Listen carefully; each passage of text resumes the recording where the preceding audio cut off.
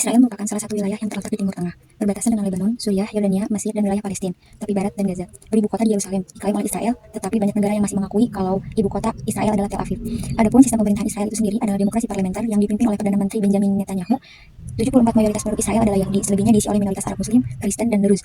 Israel sendiri termasuk negara yang maju di dalam bidang ekonomi, teknologi, dan merupakan salah satu kekuatan militer terbesar, juga merupakan negara yang mempunyai hubungan dekat dengan Amerika Serikat dan negara-negara barat. Sedangkan Iran merupakan negara terbesar di Asia Barat, berbatasan dengan Irak, Turki, Afghanistan, Pakistan, dan negara-negara Kaukasus. Negara-negara Kaukasus adalah wilayah geografis yang terletak di antara Laut Hitam dan Laut Kaspia, yang mencakup pegunungan Kaukasus dan daerah sekitarnya. Secara umum, wilayah ini dianggap sebagai perbatasan alami antara Eropa dan Asia.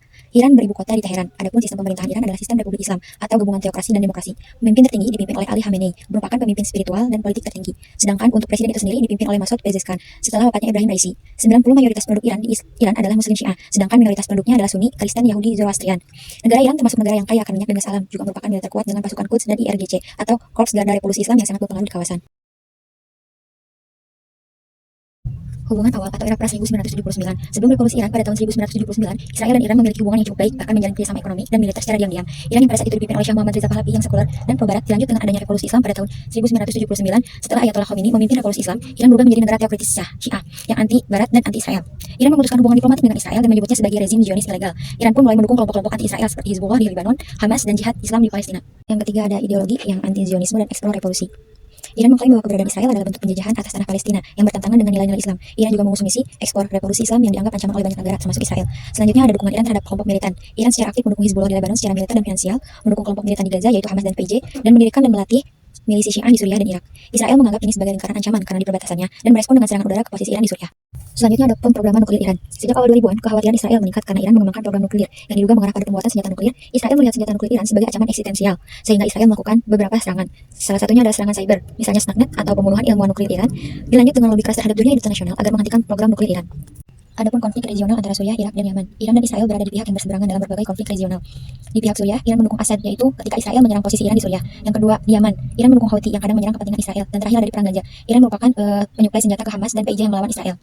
Selanjutnya ada perkembangan terbaru di tahun 2020-an, yaitu Perang Gaza yang dimulai pada 2021, 2023, dan 2024. Iran meningkatkan dukungannya terhadap kelompok-kelompok Palestina. Dan di April 2024, Iran dan Israel saling meluncurkan serangan langsung. Ini adalah eskalasi terbuka pertama secara militer langsung antara keduanya.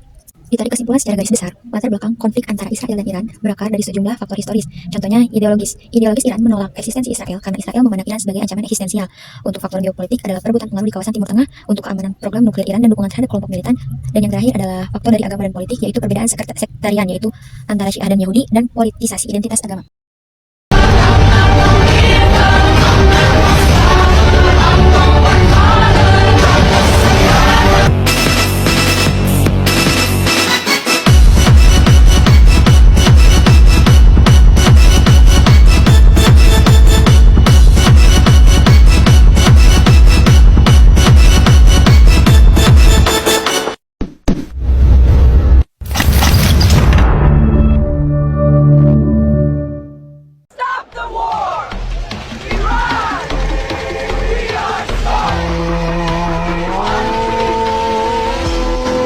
Rasakan suara merdu dari penderitaan.